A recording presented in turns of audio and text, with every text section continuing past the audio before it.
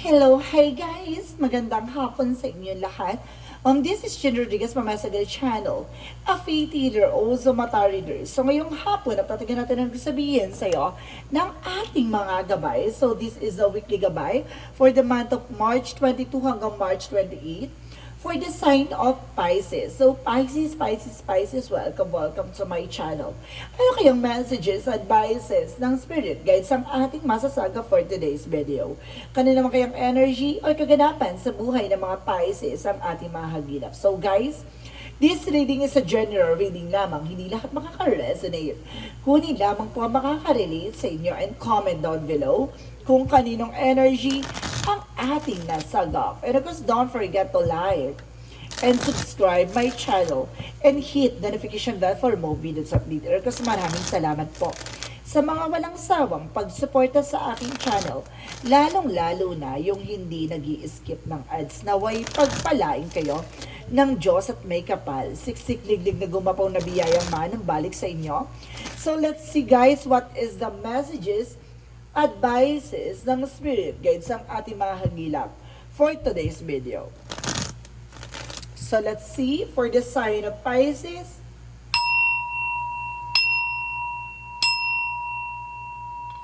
So Angel Spirit, please give me information. Okay, gusto sabihin sa iyo ng ating mga baraha. So there's a Seven of Pentacles. There's a harvest time.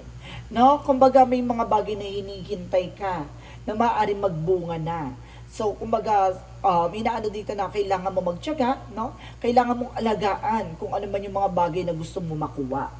So let's see additional messages. And because there is a Knight of Wands for slow and steady. No, panatiliing kalmado, huwag ka masyadong agresibo. Maging mahinahon sa mga actions mo. And of course, maging mahinahon ka rin sa mga decision mo. So let's see what is additional messages for Angel Spirit. And because there's a Three of Swords, no? Kumbaga there's a lot of pain. So there's a lot of struggles. So there's a lot of obstacles na nararanasan nga. Even the emotional pain. No, kumbaga may mga sakit at kirot and there's a lot of insecurities out there. No, kumbaga marami naiinggit behind your back. At the same time, kumbaga palihim na nasasaktan ka kahit na alam mong okay ka. No, kumbaga there's an emotional pain or emotional attack. So let's see what is additional messages for the Temperance for a perfect timing. Temperance for a patience. Temperance for a kalma. So, kailangan mo ditong habaan na pasensya mo. There's an empowerment of the flower na nagre-represent na blooming. And the sun here na nagre-represent na rising. No? Kumbaga sinasabi dito, at the end of the time, kumbaga, magbabago ang sitwasyon mo. No? Aangat at makakabangon ka kung ano man yung mga kinagagalawan mo ngayon. The temperance is a perfect timing, so there's a divine timing. And the temperance is a time for healing. So let's see additional for messages. So there is a Four of Pentacles, protect your power, protect your energy, saving money, no? Marunong ka magtipid dapat, no? Hindi puro gastos, puro ka kung ano-ano pinagbibili mo sa buhay mo. And the Four of Pentacles is protect your power, protect your energy. So let's see additional messages. So there's an Eight of Cups. So there's a letting go. There's a moving on. So may mga bagay dito na kailangan mo isurrender sa ating divine. May mga bagay na kailangan mo pakawalan. Hayaan mong mangyari ang dapat mangyari. So let's see additional messages for the Seven of Pentacles. So there is an information with a judgment. So this is the wake up call na parang an inner calling na this is the moment. Parang ginagana sinasabi na eto na, no? Kumbaga uulanin ka na ng biyaya or uulanin ka na ng kasaganahan. So kailangan mong maging aware at kailangan mong pahalagahan. With the Knight of Swords, this is the success driven. So ibig sabihin dito, slowly but surely, no? Kumbaga kailangan mo maging kalmado at huwag ka masyado agresibo dahil paparating na ang malaking pagbabago. So let's see what is the Three of Swords.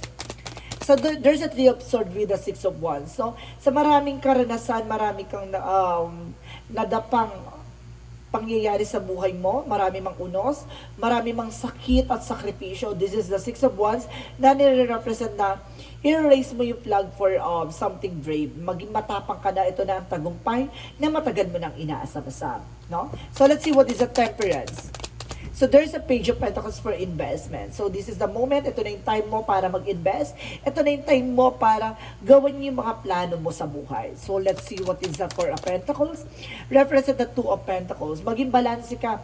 Huwag ka puro gastos. Kailangan kung kung gagastos ka, mag-spend ka ng pera kung saan-saan, kailangan malaki ang profit or income mo. No? Lagi mong titignan ang kinikita mo. Huwag mong titignan ang gastos na ginagawa mo. No? So let's see what is the Eight of Cups. So there's an Eight of Pentacles. So there's an information na mag-focus ka sa ginagawa mo. Mag-focus ka being dedicated sa trabaho, negosyo, hanap buhay mo. At i-let go mo yung mga negative energy sa paligid mo. At the same time, alisin mo yung mga bad habits, no? Yung mga negative energy na nagdudulot ng something cancellation or delay. So, ibig sabihin dito, kumbaga kailangan mo, kung may umaaya sa'yo or something na ganito sa ganyan, kumbaga mag-focus ka sa plano mo, no? Huwag kang magpapalinlang o huwag ka magpapastorbo o huwag ka magpapadistract ng mga tao na sa paligid mo. No? Susubukin ka kasi dyan. No? Kung talagang kung yung goal mo ba, gusto mo talaga siya ma-fulfill or kung maano ka ba ng temptation. So let's see what is the Seven of Pentacles and the Judgment. So there is the Three of Pentacles. So there is a collaboration and teamwork, no? At the end of the time, this is the moment na kailangan mo na there's a unity on something, collaboration or heart-to-heart conversation with your loved ones. So ibig sabihin dito, this is the moment na kailangan mo nang makipagtulungan, no? Parang ganun, hindi puro ikaw. Kailangan there's some information na parang may kasama ka, no, sa pag-usad. Hindi pwedeng ikaw lang yung buusad. Kailangan, kumbaga kung may asawa ka, may partner ka, kung may there's a family related na maaaring kasama sa business or trabaho mo, kailangan mo, kumbaga, makipag-collaborate sa kanila, no? So there's the Knight of Wands, because the Knight of Swords represent the Queen of Pentacles, being practicality. Maging practical ka sa nangyayari sa buhay mo. Good sense pagdating sa entrepreneur, kailangan mo pagdating sa business is business. Walang pamilya, walang kamag-anak na kahit sino dyan. And of course, there's a Three of Swords and a Six of Wands represent the Tower moment. So this is the major changes. No, kumbaga, alam mo guys, ang ganda na nakita ko, this is a beautiful disaster. Yung nasira ka, yung ginawang ka ng issue, ginawang ka ng eksena, pero hindi mo pala akalain na mas gaganda pa pala, mag-bloom ka pa pala sa ganun. Yung pala, this is the blessed disguise happen to your life na, kumbaga, will you ni God na masira ka sa part na yun? Kasi there's an opportunity na ibibigay para sa'yo, di ba?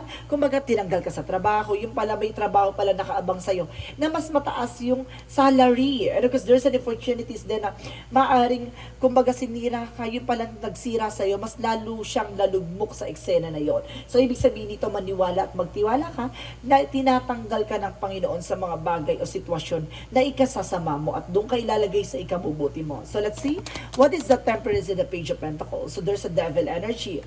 So, this is the opportunity na mag-ingat ka sa mga investment, no? Investment scam or something. Kumbaga, this is the devil na susubukin ka kung magiging matalino ka this time. So this is the time for healing and the Page of Pentacles for investment and new plans. So the devil is here for temptation, abusive, and of course there is an information with the hallucination na maaaring magawa ka ng hallucinate or something, kumbaga maano ka, hypnotize, no?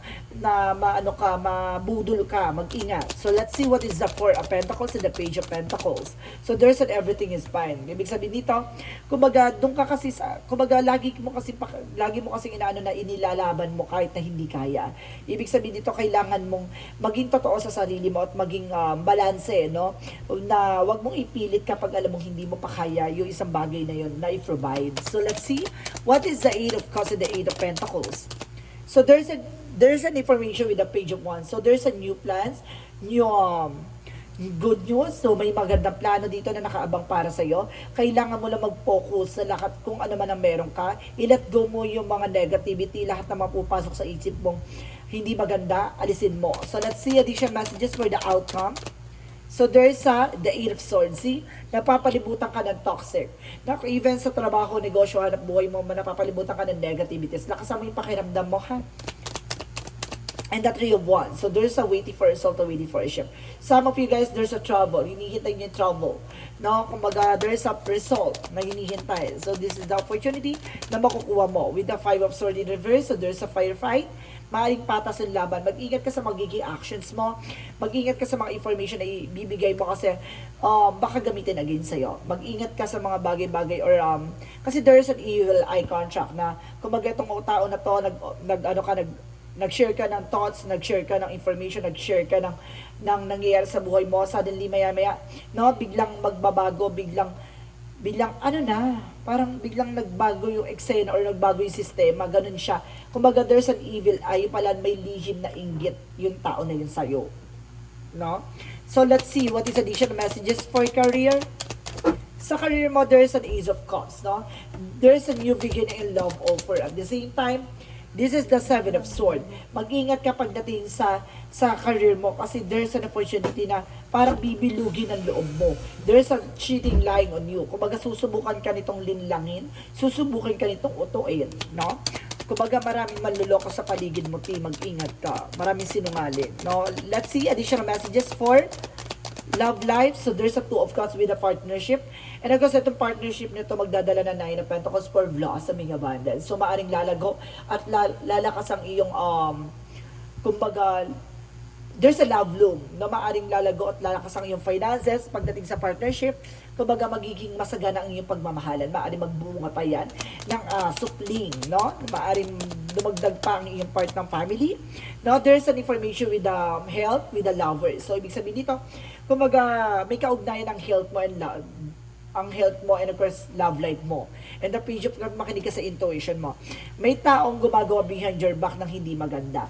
Na kaya wag ka magtataka na kumbaga may pupasok sa intuition mo kasi may, kumbaga pag may nararamdaman kang hindi maganda, may nangyayari sa partner mo na hindi maganda. So ibig sabihin kung naglolo ko siya, nag-cheat siya, nagdalay siya, ibig sabihin na detect mo, nararamdaman mo. Kasi there is a black magic involved na lahat ng taong makikilala mo o mamahalin mo, kumbaga eventually magbabago yung feelings or magbabago yung eksena. Kumbaga nalalapit sa tukso. Kaya kumbaga mag-set ka ng boundaries para maalis yung ganong curses. Ha? So let's see what is the magical fairy messages.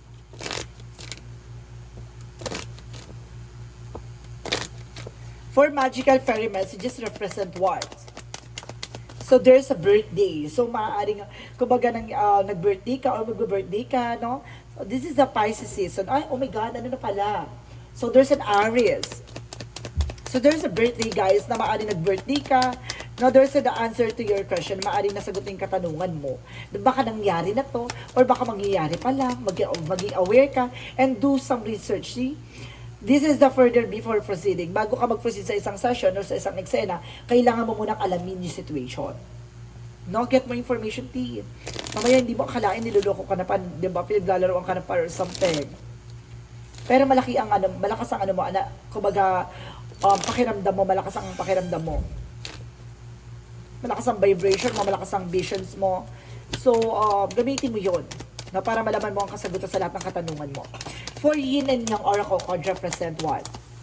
Breakthrough, empathy. See? Magtatagumpay ka at the end of the time. And there's a stability, flow, no? Kumbaga aagos na, no? Dadaloy na at magdadala to sa'yo ng stability. And there's an apology, forgiveness. May hihingi ng tawad from the past, no?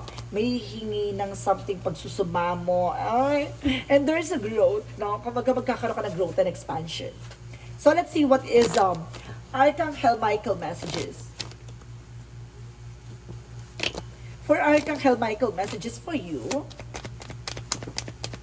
For Archangel Michael messages for you is write about your thought and feelings. Lagi mo susundin yung nararamdaman mo kasi lagi yung tama, no? Kasi mataas talaga ang visions and intuitions mo. And there's spend more time outdoors. So kailangan mo mag-unwind, no? Kailangan magliwaliw kahit papaano, no? Kailangan mo kumawala sa mundong ginagalawan mo. And because there's a detach from this situation, kailangan mo na kumawala sa situation. See? Kumbaga there's a lot of negativity around you. Yun yung kailangan mo rin na napakawalan yung sarili mo sa lungkot at drama sa buhay. So let's see what is the chakra messages. For the chakra is the release. So, di ba? Pagkawala or pag-alis sa situation. Oh my God. May kailangan tanggalin at kailangan alisin, kailangan linisin. Ano kaya yun? And there is gossip. Maraming chismos, maraming chismokers, maraming marites. Pinagchichismisan ka ng mga katrabaho mo, pinagchichismisan ka na sa paligid mo, Bakit? Ang daming mga chismosa. And there is a prayer, no? Kumbaga magdasal ka lang, no? Kumbaga ipagdasal mo lang sila na swertihin sila sa buhay nila, yung ginagawa nila. Saka nakakita chismosa, 'di ba? Mayaman. Walang chismosa mayaman. Mga chismosa malalaki ang charm. So let's see what is additional messages. And there is information with the spiritual teacher. Oh, I told you. So, kailangan mo ng albularyo. Kailangan mo ng gagamot sa'yo. Kasi there is an information na ginawan ka ng curses pagdating sa love life. Kaya huwag ka magtaka, bakit ka laging bigo? Kung bakit lagi ka nasasaktan. Kasi kaakibat nun, ang ginawa sa iyong kamalasan. Oh, ang sakit. There's a strength card, no? Kailangan mo lakasan ng loob mo sa malalaman mo. At sa hindi, kailangan mo talaga maging malakas. So, there's a body work. So, kailangan mo na massage, exercise, tamang diet, no, mag-gym ka kung nanais mo.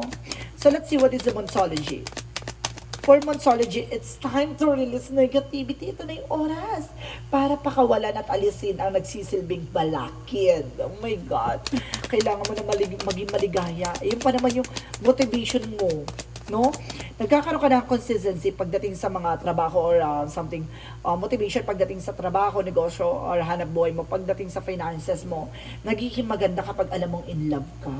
Ay, there's a belief, adjustment are required. So, kailangan mo mag-adjust, na wag kang maging bungangera or something, maging marites or something chismosa sa mga plano sa buhay, no? Kumbaga, sa madaling salita, wag ka mag-share ng thoughts, wag ka mag-share ng knowledge, or wag ka mag-share ng ideas, kung anong gusto mong gawin sa buhay mo. Yung mga plano mo, wag mo i-share yan. Kumbaga, kung may i-share mo man yan, kailangan nangyari na, no? Para inggit, pikit. And because there is an emotional running high. So this is the moment. This is the moment na magiging emotional ka. No? It's either crying for drama, or either this is the tears of joy na, 'di ba? Abot kamay mo na, 'di ba? Yung parang nandoon ka sa part na nagmamahal-mahalan kayo, 'di ba? Yung harot-harutan kayo, ganon. So let's see. And because there is the action. So, ibig sabihin, kailangan mong kumilos, kailangan mong gumalaw. Tingnan mo parang nagtatakbo yung dalawang kabayo, di ba? Parang naghahabulan sila. Ganon. Kailangan may ganon kayong eksena, tip. And because, let's see what is addiction messages. And there is a rest and rejuvenate. So, kailangan mong ipahinga ang utak mo. No? Wag kung ano yung iniisip mo. And of course, let's see. So, there's a happy family. At the end of the time, magiging masaya ang pamilya mo. There is a rainbow. No? After the storm. There's a happiness to your life. So let's see what is additional messages. And there's a perspective. Baguhin mo na yung pananaw. Yung mga negativities, kailangan mo yung pakawalan. So let's see additional messages. And there's a all path lead home. So there's an authority intuition, no? Kung talagang tama talaga yung hinala, no? Talagang pagdating sa Pisces, kung ano yung pupasok sa isip mo, talagang tumutumpak. So let's see what is additional messages. For an acceptance. May mga bagay dito na kailangan mong tanggapin, na hindi lahat ng mga bagay ay kaya mong baguhin, no? Kumbaga, kaya mo sigurong tanggapin na yung mga bagay na matututunan mo ay magdadala sa iyo sa mga panibago, etc. There's a doubt, no? Alisin mo tong pagdadalawang isip or pag-aalinlangan. So, let's see what is additional messages for angel spirit guides. So, there's a lot of travel, journey. So, guys, galang-gala ka dito. So, ibig sabihin, marami kang rampa, marami kang gala, marami kang, or either there's a business trip, no? Or either there's a travel for work. And there's a winning moon by self-inventory. Kailangan mo mag-invest sa sarili mo, ha? Huwag puro invest sa mga taong maling minamahal mo. Lang yan, guys. And there's an opportunity for a winter for release. Kailangan mo nang baguhin yung sistema. Maalisin mo na yung nagdudulot ng problema. Ano kaya? Iyon, guys. So, let's see what is Arcangel Raphael. Arcangel Raphael, anong chika ni Arcangel Raphael for you is easy does it. So, this is the healing kinikar. See? Kumbaga, ito na yung bagay na let go. No? Kailangan mo na pakawalan yung mga nagbibigay ng pananakit sa puso mo or hinanakit. Kailangan mo na yung pakawalan at magkaroon ka na ng healing. Kasi kung talaga yung para sa'yo, ay para sa'yo. So, let's see what is the angel's answer. Angel's answer represent a romance. So, talagang pagdating, alam mo guys, it's all about love. Love and money, career, and health, of course. So, there's an overall romance na pagdating sa pagmamahal talaga. bopis ka. Charis, mga pagdating sa pagmamahal na martyr ka or something, nagkakaroon talaga ng something kasyungahan. Charis. So let's see what is the angel's answer. And there's an opportunity, no? Maraming opportunity papapasok sa'yo. Parang nakikita dito, ang galing, no? Parang ni-embrace mo, kumbaga, wini-welcome mo lahat ng blessing na papasok sa buwan. It's a good. And kung may mga bagay na hindi pa sa ngayon. So, kailangan mong paghandaan sa tamang pagkakataon. So, let's see what is the Romance Angels. For Romance Angels represent, keep open-minded. So, lagi kang open-minded. Kailangan, ayos yung utak mo. Kailangan, wag kang killjoy, no? And of course, there is a children. So, ibig sabihin, there's a purpose, no? Kumbaga, some of you guys, baka na-apektuhan yung mga anak mo or baka magkaroon ka ng mga anak or either there's some children or kapatid. So, let's see what is the Jesus loving quotes. So, ask and shall be given to you. So, see, kumbaga, itanong mo sa ating Panginoon, hingiin mo at ibibigay sa iyo kung ano yung karapat-dapat na malaman at makuha mo. So, let's see what is the synchronicities. For synchronicities messages for you, so there's a silence. Oh, I told you, huwag ka masyadong chika-chika. Oh, di ba, maging tahimik ka yung bunga mo, itiko mo yan. Ganun dapat. And of course, let's see additional messages for the world. No? Babaguhin ang mundo mo. Di ba, ang kulay, may corona sa taas na nagsisilbing power. Ganon. Ibig sabihin, baka lilibutin mo yung buong mundo or galang-gala ka dito or either kumbaga mabago ang mundo mo. And there's a gratitude. See? Be thankful kung ano man yung mga bagay na kung ano man ang meron ka ngayon. Ganon. So let's see what is the angel's number. What is the angel's number for you? Ano yung angel's number messages for you? So there's a 0 to 20. Act of your idea. See, kung ano yung pumasok sa idea mo or sa intuitions mo, no? Sundin mo at gawin mo. Realistic and practical approach and goals, divine timing, ambition, cooperation, and discipline. See, let's see what is the meaning of this. You have the benefit of good fortune, and if you use your wise judgment, you can do anything in this place. You can reach new heights. You should act on your potential when you see this pattern, since what your plan will grow. You're about to experience a spectacular accent. So see, this is the opportunity na kakaiba sa lahat na nangyari sa buhay mo. This is the divine timing. And itong bagay na to, yung magbibigay sa iyo ng something uniqueness, no? Itong bagay na to ay naaayon sa iniisip mo at naaayon sa kagustuhan mo. Kaya, kung ano yung pumasok sa isip mo, do it, no? Being creativity. Kumbaga, ikaw yung gagawa ng ikabubuti at ikasasama mo. Kaya gawin mo ang mga bagay na nanaayon sa'yo at sa kagustuhan ng ating Panginoon. Ganun lang yon, no? Kumbaga, kailangan mo alisin at waksiin ang nagsisilbing balakid sa mga plano mo sa buhay. No, kung alam mo na nararamdaman mo na that there's something wrong, wag mong ituloy o kailangan mong i-cancel ang lakad mo. Charis, amen. So this is the weekly gabay for the month of March 22 for hanggang March 28 for the sign of Pisces. So Pisces, maraming salamat for this wonderful reading. So once again, this reading is a general reading lamang. Hindi lahat makaka-resonate. Kunin lamang po ang makaka-relate sa inyo and comment down below kung kaninong energy ang ating nasaga. Maraming salamat guys and see you in the next video. Bye-bye and babush!